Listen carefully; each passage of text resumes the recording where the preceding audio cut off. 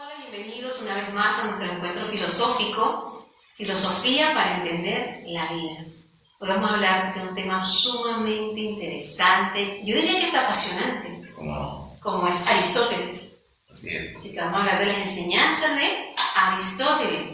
Y hoy estamos presentes Brunil Lares. y mi nombre es Nancy López. Bueno, la figura de Aristóteles es una figura que es gigante entre los filósofos del mundo griego.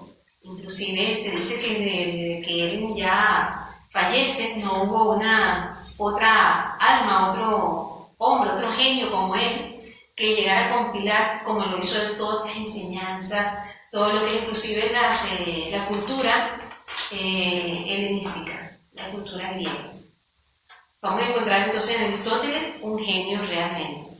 Y para hablar un poquito acerca de la vida de Aristóteles, bueno, Brunil nos va a narrar un poquito de su vida, dónde nació, que es muy importante saberlo, para hablar un poquito de su obra. Sí, bueno, muy interesante y bien apasionante el tema, ¿no? Porque hablar de Aristóteles, primeramente, los más estudiosos de este gran filósofo dicen que para su época sería como el Google de hoy en día. Imagínense esa gama de conocimiento, lo vasto, el bagaje que tenía este personaje, ¿no? Y para hablar de él, podemos decir que nació en el año 384 a.C. en esta gira. Es un territorio de Macedonia. Se dice pues que en algunos libros se comenta de él como el Estagirita por su lugar de origen, ¿no? De nacimiento, sí. De nacimiento, sí. Y se dice que era su padre, llamado Nicómaco, era médico, sí. Era médico del rey de Macedonia. O sea, se puede decir que estaba dentro de los círculos sociales más relevantes, ¿no? Sí, dentro de la nobleza. Sí, dentro de la nobleza. Por eso se deduce, podemos pensar que este mismo origen de su padre lo inclina a él por la investigación, por la medicina, por la ciencia, ¿no?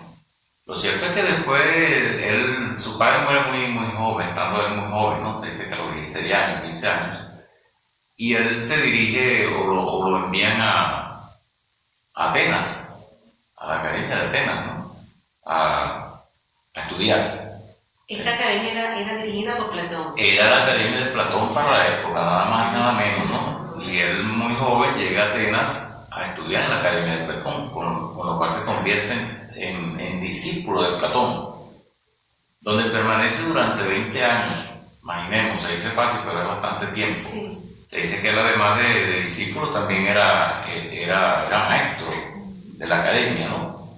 Y bueno, allí él está durante 20 años y de allí parte, cuando fallece Platón,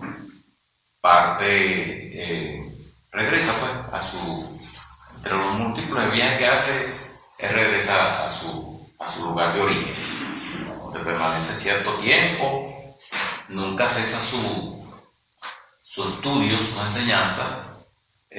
Vale destacar que, por ejemplo, la Academia de Atenas en su tiempo, la Escuela de Atenas, era donde se reunía lo mejor pues, de la ciencia, el arte, todo ese conocimiento que estaba allí.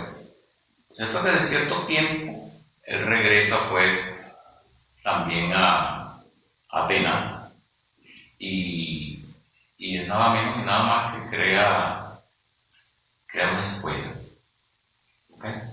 En los llamados, en la parte de los montes dedicados a Apolo Licio, para llamarlo el Liceo. Sí. Él alquila, como dice, una serie de casas, de casuchas en pleno bosque y crea ahí su academia. Pues. El liceo. El liceo, totalmente.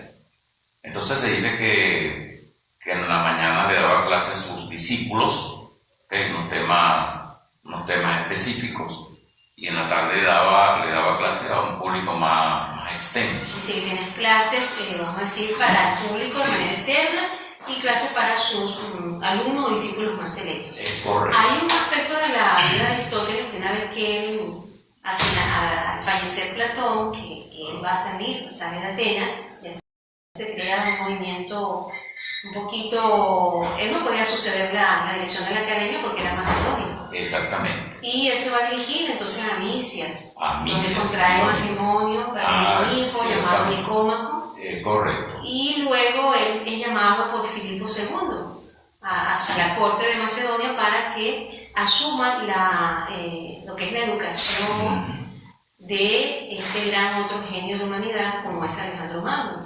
Claro, Alejandro ya era un adolescente en ese momento y Aristóteles pues va a encargarse de su educación y también de corregir un poquito su carácter. Sabemos que Alejandro era un poco rebelde, un poco indócil, pero Aristóteles pues supo manejar, hacer de este joven lo que luego fue uno de los grandes guerreros y reyes de la humanidad. Sí, es verdad, después, una vez que ya Alejandro asume como rey, a la muerte de su padre, Filipo, y Alejandro va hacia Atenas, y allí después se va a instalar Aristóteles en Atenas, creando ese centro del saber llamado el Liceo.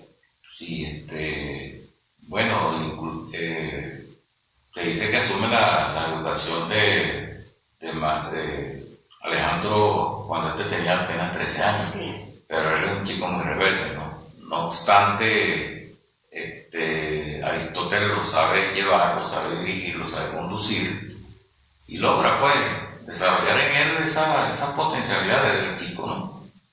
Se dice que Alejandro en todo caso también fue como una especie de benefactor, sí. Porque lo auxiliaba económicamente. Aristóteles para montar su academia se deduce que él tiene el apoyo de Alejandro. Claro, una especie de mecenas. Una especie de exacto. Entonces hay unos aspectos positivos porque en esta academia, en este liceo, se dice que Aristóteles tenía dos tipos de libros. Los esotéricos, que eran para las personas que eran sus discípulos, sí. Directamente, que más que todo se iban a las enseñanzas espirituales, ¿okay? A las cosas de ética, a los principios, a los valores. Y en la tarde se daba retórica, se daba sofisma, esas cosas que eran para un público, conocimiento para un público ya más extenso, ¿no? Lo cierto es que después que se produce un movimiento antimacedónico, Aristóteles se ve en la necesidad de irse de Atenas. Ya, esto es a raíz de la muerte de Alejandro. A raíz de la muerte de Alejandro, sí. Él prácticamente sale de Atenas para que dice que no se produjera un hecho bochornoso, sí, una injusticia. ¿Okay? Porque ya había sucedido con una persecución de Anaxágoras y la misma muerte de Sócrates, ¿okay? Que lo había propiciado en la misma, vamos a decir, las circunstancias parecidas. Entonces él sale de Atenas. Él sale de Atenas. Se dice que va a Mitilene, Lesbos, varias poblaciones, ¿no? De Macedonia. Sí. Finalmente, en el año 2022, él fallece en Misia, ¿no? Tenía 62 años, si se quiere, tenía una edad considerable para esa época, porque para ese entonces la gente moría muy joven, ¿no? Sí, el promedio de vida era un poco corto. Sí. Hay algo que destacar en cuanto a Aristóteles, en sus discípulos, que ellos eran conocidos como los peripatéticos. Cierto. Ya que Aristóteles, las clases que les impartía a ellos las hacía en los jardines del liceo donde ellos iban caminando. Se dice que tenía ciertos senderos, ciertas caminerías, y ellos iban observando la naturaleza, sacando conclusiones, pues, prestando atención a lo que sucedía. De allí el vocablo, le decían peripatos, o sea, que caminaban. Sí. Y entonces el público los llamó peripatéticos a los que estaban recibiendo esa enseñanza en la medida que caminaban, ¿no? Y así. Bueno, Aristóteles, él fue, como se dice, el compilador de muchos conocimientos, pero además fue que los sistematizó. se desarrolla también porque hay biología, está la física, Es decir, que la vamos a ciencia, encontrar la ética. una obra bastante extensa. Sí, como Es decir, que Aristóteles entonces va a producir una obra, bueno, monumental. Como ya tú estás diciendo, hablar acerca de elementos de ciencia, de filosofía, botánica, biología, medicina. y muchos tratados todavía se conservan, es decir, están basados en los principios aristotélicos, Así es. mucho de la ciencia del saber. Ahora, su obra, como ya tú dijiste, pues tiene obras que son para el público en general y obras que son para sus discípulos o los peripatéticos. Él, dentro de de lo que él consideró, él va a hablar de los grados del saber. Es decir, que el saber, entonces, él va a considerar que tiene una cierta forma en que nosotros vamos a manejarlo, a tenerlo. Él va a hablar de un saber previamente que es empírico. De una experiencia. Él habla de la experiencia. Dice, le dice que ese es un conocimiento, un saber que es individual, es propio de cada persona. Sí. ¿Ok? Que no se lo podemos entregar a las personas, sino que lo podemos poner en situación de que la aprenda, o sea, de que la obtenga. No puede enseñársele, sino que necesita un tiempo para adquirirla. Es decir, que estamos ante lo que se llamaría lo individual. Lo individual. Es decir, tu experiencia, y en verdad que no se puede transmitir la experiencia de cada una de manera personal. Ni siquiera la experiencia de vida, ¿no? No, tendríamos que poner a otro en condiciones para que también la viva su experiencia. Pero él dice que hasta allí no queda el saber, es decir, que hay un saber que es superior y nos va a hablar de la tecné o lo tecnológico, lo práctico. Sí. Bueno, esta ya dice que es el cómo. Ese saber va dirigido al cómo. También ya es universal. Cuando hablamos, por ejemplo, de la ciencia de la salud, la ciencia de la salud, y otro tipo de saberes, ¿no? Podemos hablar de la ciencia de la belleza, pero ahí se busca el cómo. ¿Cómo se hacen las cosas? Sí, ¿Es una especie de perito o técnico? Hay un perito que conoce cómo se van a hacer las cosas. Es decir, que si se va a hacer una silla, ya te va a decir cómo se hace la silla. Sí, es su Exacto. Y otra persona lo puede hacer también. Lo puede verificar también. Solo que después vendrá la experiencia individual de cada carpintero. Claro, y por supuesto que todas son importantes, ¿no? Todas son importantes porque si tú tienes la experiencia ya te vas a convertir en técnico. Claro. ¿Ok? Pero no es que pasa de una sola vez a ser técnico. No tienes la pericia inicialmente, pero luego sí vas adquiriendo eso. Y dentro de otro lado del saber, él nos va a decir que el ser humano también tiene la capacidad de intuir otro saber, que él va a llamar entonces la ciencia. Sí, la ciencia o la sabiduría. Sí. La sabiduría. Y eso ya es, como dice esa es la verdadera filosofía.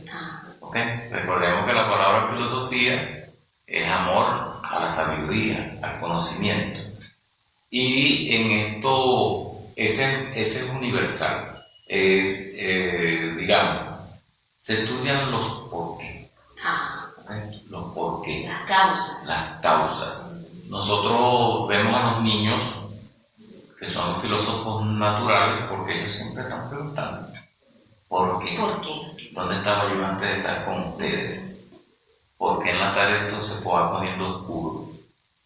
Porque en el día el sol está caliente, ¿no? O sea, va en la búsqueda del por qué. Del por qué de las cosas. Entonces la ciencia busca un saber superior. Dice que va a llegar a una especie de nous, de principios universales. Exacto, porque eso está muy relacionado con la intuición, ese saber superior. Muchas veces no sabemos por qué, lo sabemos. ¿Okay? Lo intuimos. Entonces esa es la verdadera sabiduría. Que son los principios universales. Son principios universales que están relacionados con el ser. Se buscan la causa, el por qué. Qué bueno, vemos entonces que Aristóteles En cuanto al saber, entonces también nos habló acerca de estos grados del saber que son muy importantes para cada uno de nosotros entenderlos. Ahora, además de los grados del saber, Aristóteles escribió una obra maravillosa referente a la ética y la moral, llamada La moral a Nicómaco, que es fundamental para cualquiera que vaya a estudiar filosofía. Y nosotros en Nova Acrópolis, como estudiamos filosofía de la manera clásica, estudiamos la moral de Nicómaco, ya que nos dejó unos maravillosos consejos que forman parte de lo que son las ideas trascendentes de una moral atemporal. Y él expone entonces en esta obra, va a hablar del bien que buscan las personas, el ser humano. Dice que el bien es el fin de las acciones de todos los hombres. Sí. Todo hombre está dirigido, o el deber ser, está dirigido a lograr o hacer el bien, ¿no? A lograr hacer el bien pero todo eso es como relativo, ¿no? Y dice Aristóteles que ese bien es el que nos va a llevar, nos va a conducir a lograr el bien supremo. El bien supremo. Que para nosotros, para el ser humano, sería la felicidad. Es decir, que siempre se va a preguntar, ¿y cuál es ese bien supremo? Claro. Él dice que todos buscamos en el fondo la felicidad. Pero también nos advierte algo. Y también nos advierte algo que es importantísimo, ¿no? Sí. Que precisamente es como decir uno de los fundamentos de esta gran obra, Moral a Nicómaco. Les recuerdo que Nicómaco es el nombre tanto de su padre como de su hijo. Y este es un tratado que él va a escribir a su hijo. Este es un tratado moral que él va a escribir a su hijo, ¿ok? Sí, Lo toma como una especie de modelo, de fuente, ¿no? De guía. De guía. De guía moral, ética. De guía moral, de guía ética. De una conducta recta, vamos a decir así. Así mismo es. Algo que Ahora, si bien es cierto que él se pregunta cuál es el bien supremo en la felicidad, pero él también nos dice, mira, pero también va a depender de la naturaleza de cada uno. Sí, ¿Cómo va a ser ese bien? También advierte de eso. Él nos dice que de acuerdo a la naturaleza del ser humano, sí. Nos podemos encontrar tres tipos de vida. Hay tres tipos de vida en las cuales él clasifica al ser humano. Y de acuerdo a esa vida, el ser humano va a considerar cuál es el bien para él. ¿Ok? Dice que, por ejemplo, el bien depende de alguna necesidad. Por ejemplo, si estoy sediento, mi felicidad para mí, mi bien es saciar mi sed. Claro. Igualmente, si estoy hambriento, pues la comida. Si necesitas una casa. Si necesito una casa, mi felicidad, mi bien va a ser la casa. Claro. ¿Ok? Pero son elementos externos. Entonces dice que de acuerdo a lo que el ser humano... A la naturaleza humana. A la naturaleza humana. Hay tres tipos de vida. Ok. La vida mental, la vida sensitiva y la vida racional. Es decir, que vemos que Aristóteles entonces sigue de alguna manera lo que los griegos consideraban en la visión, vamos a decir, en tripartita o en tres partes de la naturaleza humana. Entonces no hablan de una naturaleza meramente instintiva, vegetativa. ¿Y cómo se da entonces qué se busca allí para ser feliz? ¿Qué busca esta persona entonces para ser feliz allí? Bueno, primeramente cuando él habla de la vida vegetativa, él dice que es solamente la satisfacción del aspecto biológico. Ah, ya. ¿Ok? De lo vegetativo, de lo vegetativo. Comer. Duermo. ¿Okay? Instintivo. Satisfacerse. Los animalitos hacen eso también igual. ¿Ok? Y él dice que eso no es la naturaleza. No es propio del ser humano. No es propio del ser humano, porque hasta los animalitos lo hacen. Claro. Entonces no te hace mejor ser humano hacer lo mismo que los animalitos. Esa es la parte vegetativa, pues. Habla también de la parte instintiva, que sería la vida sensitiva, la vida sensitiva. Que es la otra, dice que también, por supuesto, el ser humano no se queda allí, sino que también el ser humano que participa en una vida sensitiva, de uno sensible. Sensible, sí. Y allí tenemos el ansia de poder. Es decir, los bienes externos. Los bienes externos. ¿Okay? Hay también la ansia de dominio, tener. De prestigio, estatus. Claro. Esa es la vida sensitiva. ¿Okay? Me siento feliz si te obtengo eso. Si domino a la gente, si lo mando, ¿okay? Si me quieren. Ese es totalmente sensitivo. tampoco. Dice que tampoco corresponde, ¿verdad?, dice a la que naturaleza corresponde a humana. la naturaleza del ser humano, porque el ser humano va más allá de eso. ¿Ok? Y nos habla en tercer lugar, pues, de una vida que es la vida racional. ¿Ok? Y la vida racional, pues, tiene que ver con lo que realmente nosotros somos, seres racionales. Es decir, ahí se va a relacionar con este grado de saber, como es también el nous, la búsqueda del mundo intuitivo, Exacto. donde ya los bienes tienen otra, vamos a decir, otra naturaleza, son los bienes del alma. Son los bienes del alma, efectivamente. Habla Aristóteles de que la verdadera vida buena, vida para lograr la vida feliz, es aquello que esté guiado por los bienes del alma. Los bienes del alma. ¿Okay? Y es interesante. Ahora hacemos la pregunta, ¿y cuáles son esos bienes del alma? Bueno, imagínense. Ajá. Aristóteles, al igual que otros filósofos, como Platón, como Sócrates, señala que nosotros tenemos unas virtudes, unas potencias internas, interiores, que vienen con nosotros, pero muchas veces no las logramos desarrollar. Entonces dice que la virtud es algo que es interno, que lo que hacemos es reducirla, o sea, sacarla de dentro. ¿Y cómo lo haríamos? Bueno, eso es... Él da un consejo maravilloso. Sí, eso es entrenándola. Ajá, es a través de la práctica. A través de la práctica. Todos los días debemos. Todos los días.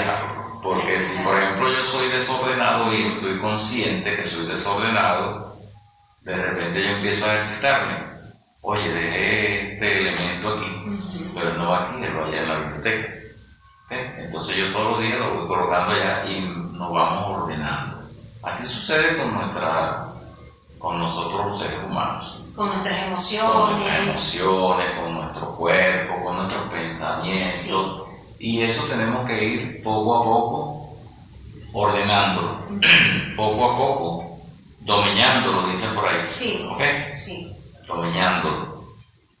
Fíjense, es importante. La virtud entonces nos dice que es un justo medio entre dos tendencias humanas opuestas. Bueno, vamos a hablar un poquito de esto a través de una serie de ejemplos. Ajá. Y de una serie van a aparecer en este momento los gráficos, unas láminas donde vamos a encontrar, vamos a mostrar algunas de las virtudes, algunas, porque son muchas las que tenemos, pero por lo menos una, dos, tres, para ver cómo Aristóteles nos decía acerca de esas dos tendencias y el justo medio. Sí, bueno, como se decía anteriormente, la virtud está en un punto elevado, ¿no? Sí. Que está entre dos vicios, el exceso y el defecto. ¿Okay? O sea que la virtud se ubica entre la carencia y la abundancia. ¿Okay? En el medio está la virtud. No puedes... Es entre el exceso y el defecto. Exactamente. Hay una lámina por allí que le vamos a poner. Ajá. Que dice, si la cuerda está demasiado tensa, se rompe y la música muere. Y si la cuerda está demasiado floja, no tiene sonido y la música se muere también. Por eso en la vida todo debe estar en equilibrio. ¿Qué dice Buda acerca del punto medio? Esta expresión que acabo de leerle, que la van a ver ahí en pantalla, es de Siddhartha Gautama, Buda. Un filósofo oriental. Un filósofo oriental. ¿Okay? Y vemos que coincide entonces con... Coincide con Aristóteles, visto o dicho con otras palabras, pero también es básicamente lo mismo. Pues estamos ante un conocimiento universal. Universal. Entonces, por ejemplo, dice Aristóteles, en la lámina que tenemos por allí, que la estamos viendo ahora. Sí, él habla de la imprudencia, ¿okay? O temeridad. Serían las dos.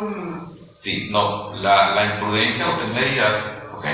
Es cuando somos demasiado osados, ¿ok? Y por otro lado está la cobardía, ¿ok? No podemos ser ni muy osados, tampoco podemos ser cobardes. Es decir, que son unas tendencias que están en el ser humano. Exacto. O nos vamos a un extremo, que es la temeridad, ¿verdad? Sí. O nos vamos a la cobardía, nos paralizamos. Nos paralizamos. Y ahí entonces la propuesta sería, ¿cuál sería entonces una virtud? Una virtud que digamos el punto medio sería el valor. Tener valor, fortaleza, ¿verdad? Tener fortaleza. Se nos presenta una situación difícil, no podemos hacernos los locos. O lanzarnos de las primeras. O lanzarnos de las primeras, sino que simple y llanamente asumimos nuestra virtud, llamada valor, llamada valentía. ¿Ok?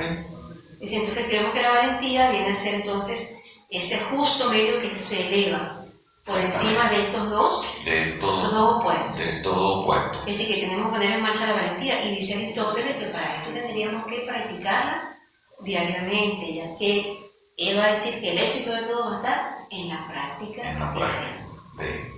Y hacernos conscientes primero también de nuestras carencias y nuestros excesos. Sí. Hay otro ejemplo, ¿verdad? Por aquí hay otro ejemplo que nos habla de posesión. ¿Ok?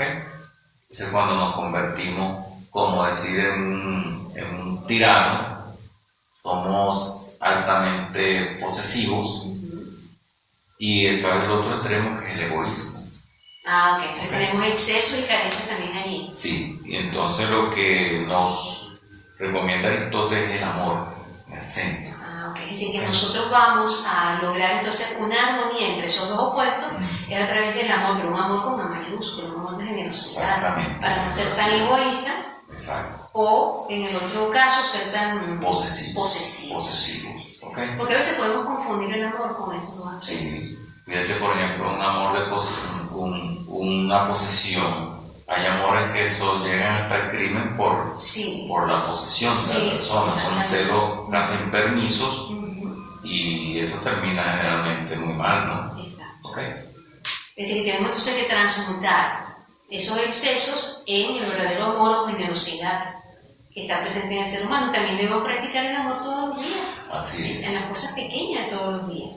Interesarnos en los demás, en lo que hacen, en el saludo, en la cortesía, en la familia, en el trabajo, donde quiera que estemos. Totalmente. Porque ahí estamos poniendo en marcha, estamos saliendo de esos dos extremos. En lo que entramos, muchas veces estamos sin darnos cuenta. Sí. Ahí está lo que dice el mundo sensitivo o el mundo instintivo, ahí está. Por eso dice, bueno, vamos ahora a lo racional. Claro. Vamos a lo que es la parte inteligible del ser humano, lo que te conecta con los elementos superiores. Y ahí tenemos un elemento superior para poner en marcha como es el amor. ¿Cómo? ¿Podemos ver otro ejemplo para...? Sí, por ejemplo aquí tengo dos extremos, la degradación y el orgullo, se lo vamos a poner por ahí. Está saliendo ahí en pantalla. Sí, degradación y orgullo, dos extremos. Dos extremos donde también podemos, sin darnos cuenta, caer en esos allí. extremos. Y Aristóteles, para no caer en ninguno de los dos, nos habla de la humildad. Ok. No podemos buena virtud que hace falta en este mundo. No podemos degradar tanto, porque hay veces que vemos personas que se degradan tanto que parecen animalitos, ¿no? Sí, igual, tal cual. Y otro tanto, el extremo del orgullo. Sí, la vanidad. La vanidad. Entonces, para eso nos pide o nos aconseja la humildad. Es decir, que la virtud ahí que vamos a poner en práctica es la humildad, reconocernos como seres humanos, reconocer que tenemos que aprender, que formarnos. Reconocer a los demás. Exacto. Ok, todo eso. Y dentro de todo este, claro, hay más virtudes. Vamos a hablar de estas tres virtudes. Hay más, y para esto, pues para conocerlas y saber cómo trabajar, cómo empezar a deducirlas de nosotros mismos, lo invitamos a que participe en nuestro curso de filosofía los días sábados. Así es. Donde vamos a hablar más intensamente acerca de Aristóteles, sus enseñanzas. Bueno, para finalizar, queremos dar una conclusión, unas recomendaciones, basándonos, por supuesto, en esta enseñanza de este gran maestro de la sabiduría como es Aristóteles. Indiscutiblemente que tenemos que tomar mucho en cuenta también nuestro estado de conciencia, ¿no? O sea, hacernos conscientes de estoy fallando en esto, soy consciente, ¿cómo lo puedo mejorar? Si somos conscientes de que hay todo extremo que nos va a pasar, ¿no? De repente, como ser humano nos comportamos como un péndulo, ¿ok? Estoy feliz, estoy depresivo. ¿Okay? Lo que tengo que estar afirmado. O sea, concentrado, con mis buenas ideas a punto ahí, ¿ok? Tener en qué inspirarnos. En qué inspirarnos. Y muchas veces falta la inspiración. Sí, y profundizar en esto. Les aconsejamos que vengan al curso de filosofía, ¿ok? Para entender la vida que le ofrecemos aquí y donde profundizamos más en estos temas. Ya. Yo les voy a leer acá una de las recomendaciones extraídas, por supuesto, de las enseñanzas de Aristóteles. Dentro de ella nos aconseja alejarnos del vicio, alejarte del vicio, dificultad con la que todos generalmente tropezamos. Claro. Pero para ello, pues, vamos a alejarnos. Dice que de entre dos males siempre debemos elegir el menor. El menor. Siempre, porque nos vamos a encontrar con males. Eso es indiscutible, pero entonces vamos a discernir. También nos recomienda aplicar la voluntad, la intención, es decir, la voluntad, que es la capacidad que tenemos de poder dentro de nosotros, ponerla en marcha. También nos va a recomendar que ningún vicio puede superarse combatiéndolo, sino fomentando la virtud que se opone, que lo acabamos de ver ahorita. Y finalmente dice la excelencia en los actos, acciones, buscar siempre la excelencia en los actos, en las acciones y en los pensamientos. Claro. Porque este es el filósofo de la excelencia, definitivamente. No, y ya desde hace mucho tiempo, muchos siglos atrás, decían mente sana, cuerpo sano. Tenemos que también cuidar mucho nuestros pensamientos, nuestra mente, no dejarla que ella haga lo que le dé la gana, sino lo que nosotros queramos. Y para eso hay que alimentarla con buenas lecturas, buenas ideas, con buenas inspiraciones. Y por eso, para lograr esto, los invitamos entonces a participar en nuestro curso de filosofía y lo vamos a dejar en nuestras redes sociales, donde nos pueden contactar y nos pueden hasta visitar también. Sí, como no. Bueno, estamos ubicados en la calle Anzoátegui, casa número 450-56, paralelo a la Catedral, en la ciudad de Barcelona, Venezuela. Nuestras redes sociales: Instagram, acropolis.be, WhatsApp 058-0414-199-4401. Pueden solicitar participar en nuestro grupo de WhatsApp Filosofía para Entender la Vida. En Facebook nos pueden contactar Nueva Acrópolis Barcelona, Venezuela. Síguenos y activa las notificaciones de los nuevos contenidos para que disfrutes de ellos. También tenemos un canal de YouTube, Acrópolis Barcelona, Venezuela. Pulsa la campanita para que te mantengas actualizado en nuestros contenidos. Tenemos un blog, www.acropolisbarcelonavenezuela.wordpress.com. Por allí pueden contactarnos por todos estos medios. Claro, nos contactan y también están invitados a participar de nuestras charlas y nuestros cursos de filosofía los sábados a las 10 de la mañana. Lo vamos a esperar con todo el amor y cariño. Bueno, muchas gracias a todos. Donde podremos seguir profundizando acerca de estos temas. Gracias a todos por su atención.